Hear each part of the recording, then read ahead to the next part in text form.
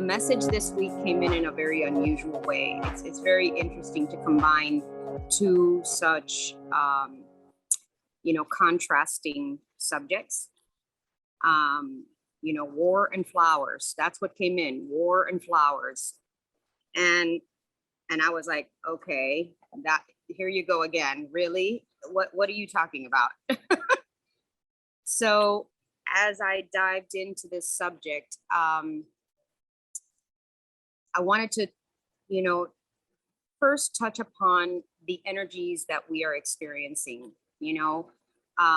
that we may or may not be aware of, but we are aware of them because we feel it. We feel what's going on. I think all of us are very sensitive to the energies of this planet, especially at this stage in your awakening and your ascension. Because if not, you wouldn't be on this call. So I've spoken about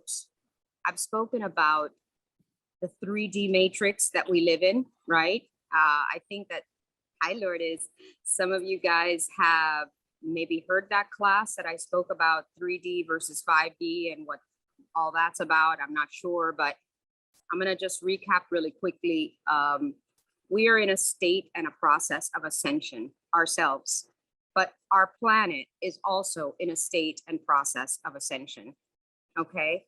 And this ascension causes an energetic shift and an energetic powerhouse coming into this planet from the sacral sun, from the universe, and from all of the angelic realms. Okay.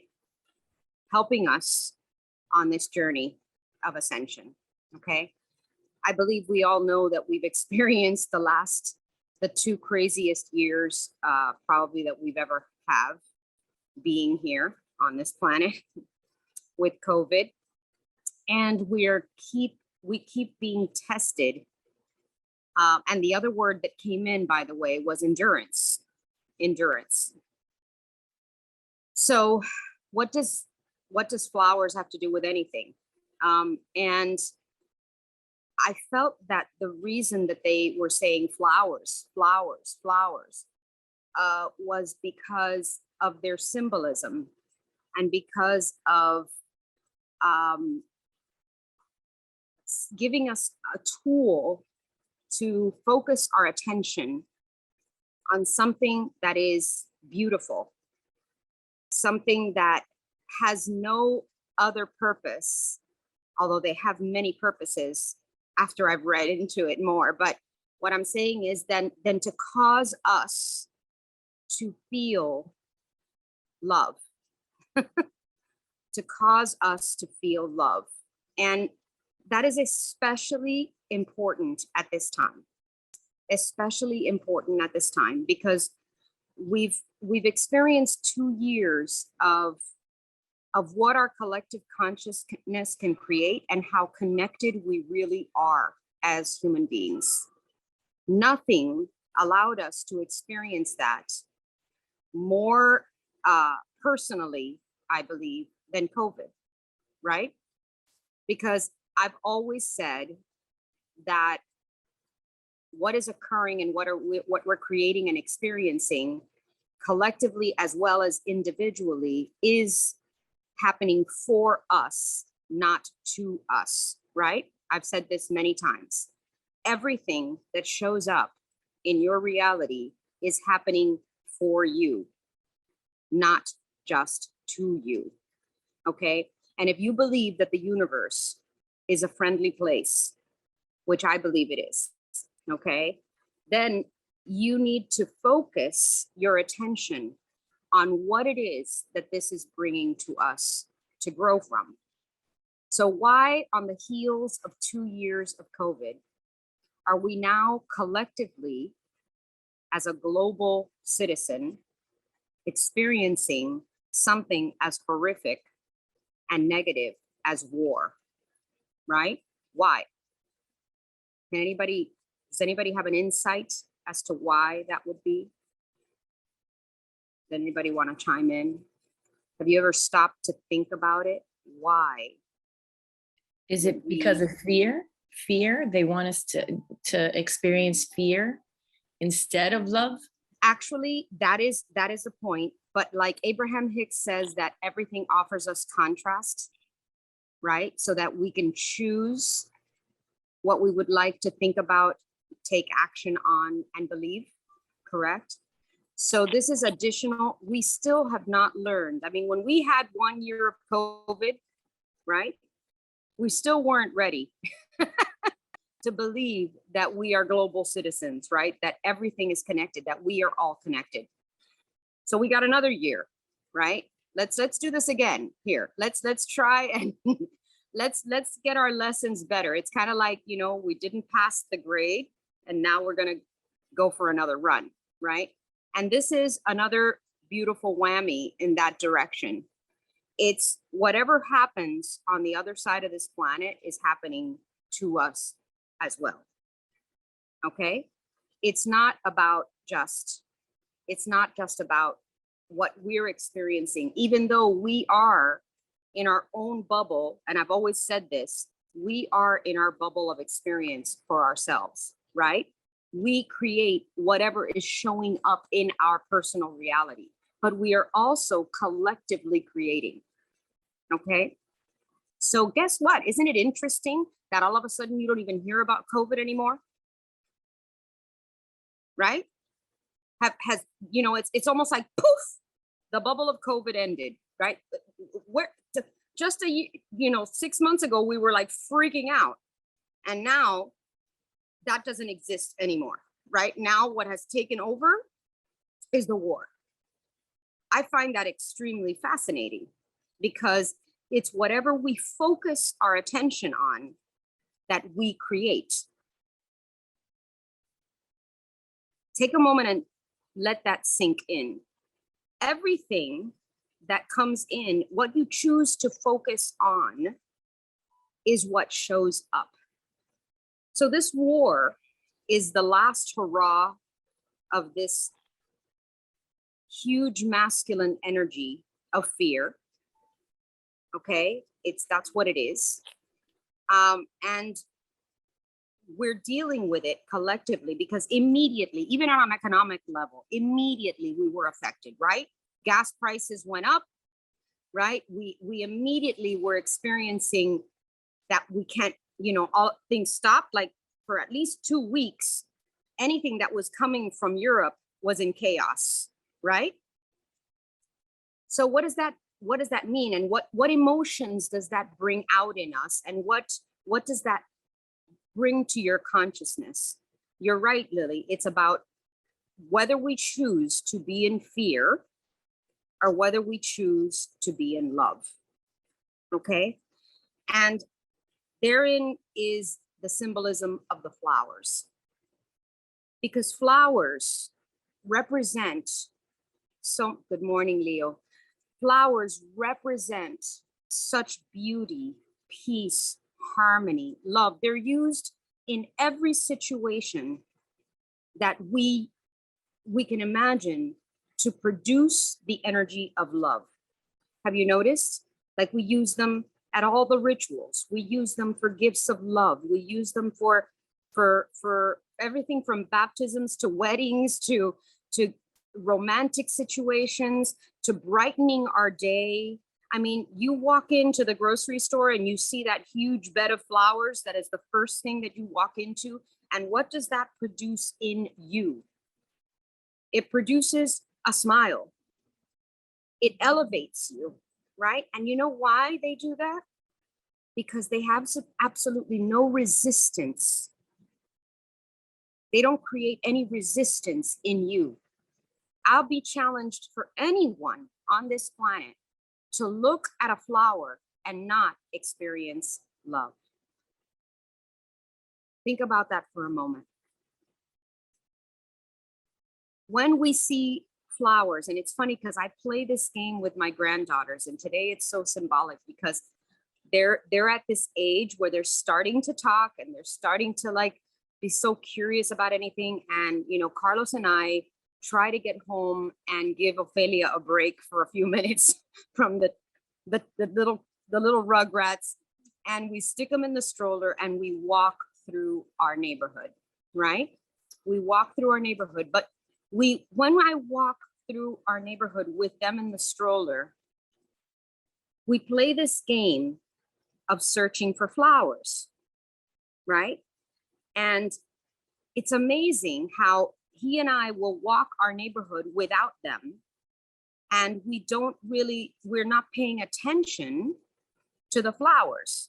But when we're walking with them, we're paying attention to every single flower that shows up. And it's crazy the amount of flowers that are out there, like everything from the wisteria vines and the bougainvilleas and the hibiscuses and the roses and the orchids. And I end up picking I take little flowers and I tell them, look, here's a yellow flower, and I give it to them. And I'd give another one, it's a little fuchsia flower. And look, this is a pink one. And look, this is a red one. And by the time that we finish our stroll, we have a little bouquet that they're holding, and they just, now they've become accustomed to it, and they like search for flowers. The whole time that we're walking, they search for flowers. And the reason I bring this story up is because that's what we're supposed to do. We need to focus on the flowers. We really need to focus on the flowers at this time, guys. We need to project our light. We need to be strong in our endurance. And that word kept coming up for me, and I created this prayer that was downloaded. So I'm going to take a moment to say it, and I want you guys to listen. And it's a really short prayer, but it says, take a breath, B. God, hover over us and give us the grace of endurance. Give us the power of hope. Ignite our light and allow us to shine our collective thoughts and prayers speedily over the planet so that we can overcome the threat of war. Give us the grace of endurance.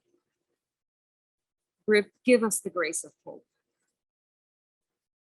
Shower us with your love and light so that we may shower it upon the world collectively. So today's lesson is for us to take a moment to smell the flowers, okay? Focus on the flowers and don't let the media bombard you. Keep your media collective very minimal, okay?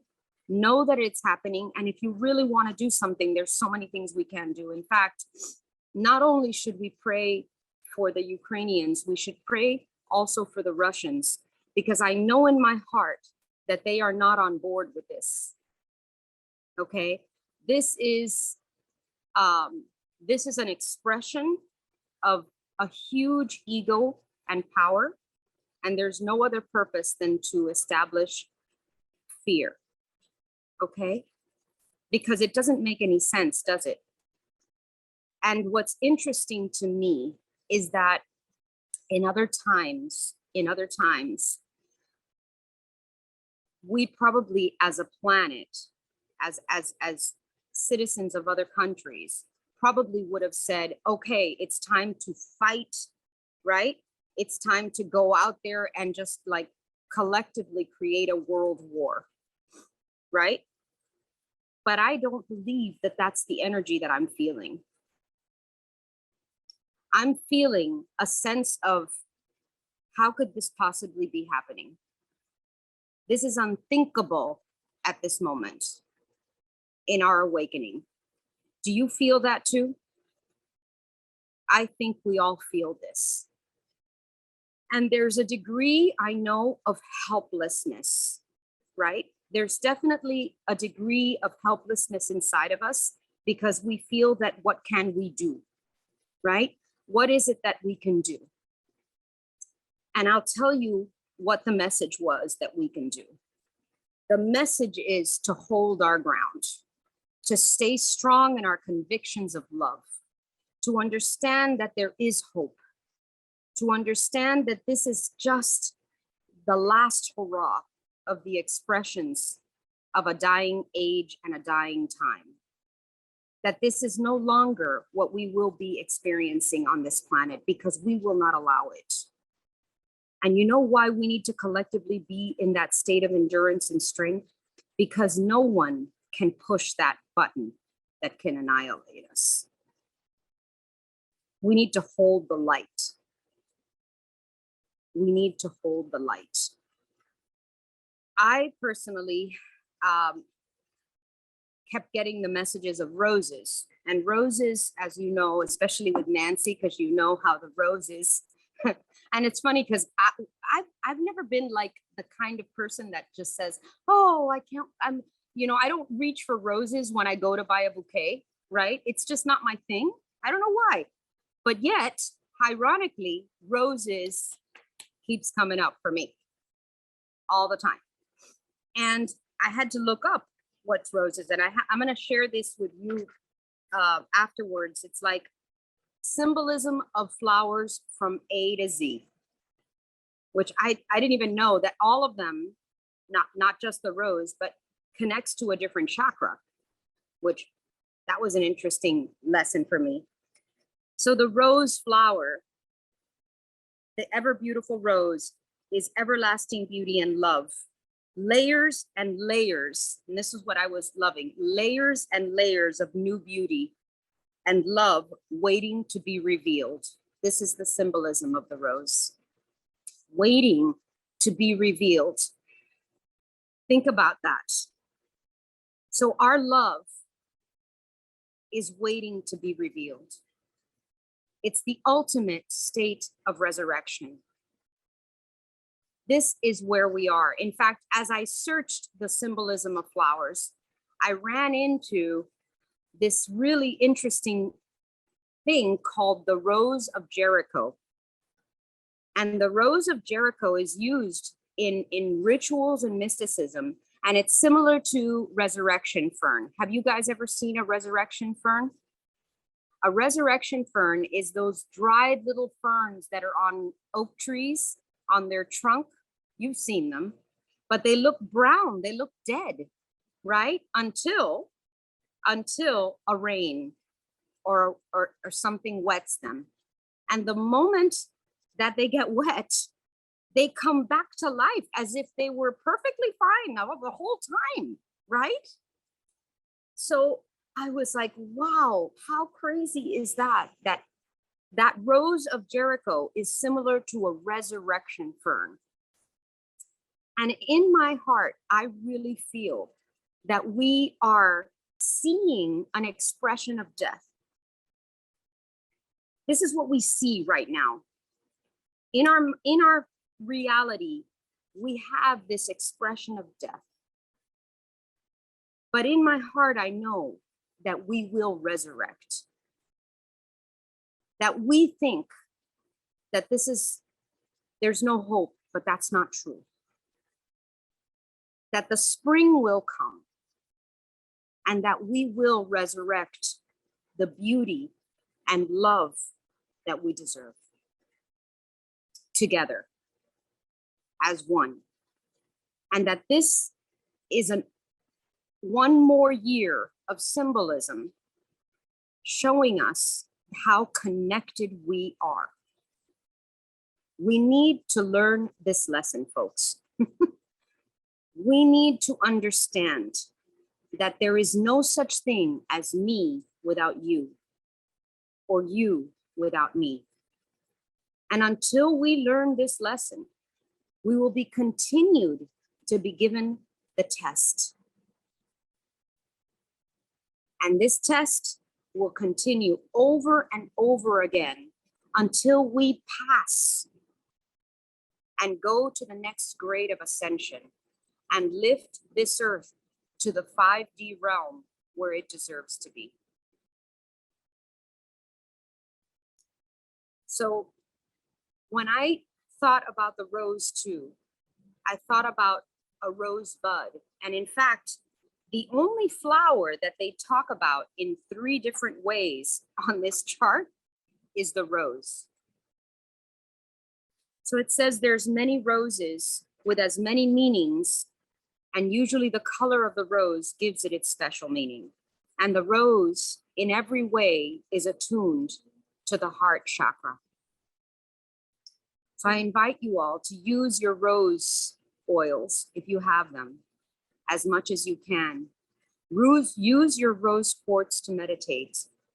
Close your eyes and think about what flower comes to mind when you close your eyes. Which one connects to you? I remember distinctly your dream about the iris lily. So think of a color, just like we did the exercise and meditation last time, in which we talked about the colors that showed up for you. Listen to the messages that show up. And by the way, the angels are also saying to allow, we have to ask for them to help, because they need to be allowed to help. Okay, this is extremely important message that I received. Please say verbally out loud, I give you permission to enter my thoughts, to enter my heart, and to show me what I can do at this time. Literally say it out loud so that they can hover over us and protect us from these thoughts that are going to enter that are full of fear. Okay? Because they will. They will. And we need to shoo them away and say, I'm just going to focus on the flower. So today's exercise is think about what flower comes to your mind. Like me, it was the rose. And it's really symbolic for me too, because the red rose is very symbolic of La Virgen de la Guadalupe, right? If you know, when she showed up to the guy that came, Juan, I forget his last name, that he went to find her, what he found and what guided him to find her and in her apparition were roses. He was walking along a cliff, and in fact, it was the rose that proved his truth, because he was walking along, and all of a sudden, in a dead of winter, where there was no way that there would be any flowers on this mountain, he started seeing roses. And when he showed up and she appeared in front of him, she was holding a bouquet of roses, red roses, and she gave them to him, and he put them in his mantilla inside, right? And he walked down to the bishop, down the mountain, to prove to him that she was there. That's how, because the first time he went down and said, I saw the Virgin, I saw La Virgen de la Guadalupe. And this is what she said.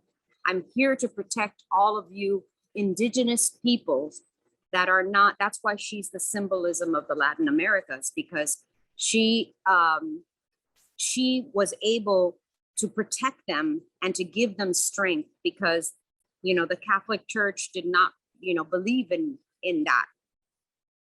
So she was representing them. So she literally gave him a bouquet of roses to carry down live, so that he could prove that they would know that there is no way that there would be red roses at this time. Fresh, beautiful red roses. Okay? That was the proof to the bishop, and that's how he believed him. Okay? So again, the roses are this beautiful symbolism for me, and I never expected it, because it wasn't my natural like go-to flower. You know, we all have like a flower that we're attracted to, right? So look up, after I post this, look up the symbolism of the flower that comes to you and use it as your point of focus. Whenever a fear-based thought comes into your mind, I want you all to think of that flower. You're going to close your eyes and you're going to look at the flower You're going to say, oh my God, you're going to smell it, you're going to taste it, you're going to look at it, and you're going to feel the love in your hearts that can get you to the other side of fear. That's what they want you to think about. And that's what I've been told. And that's why when they said war and flowers, you get to choose. You get to choose. So choose love, my loves. Choose love.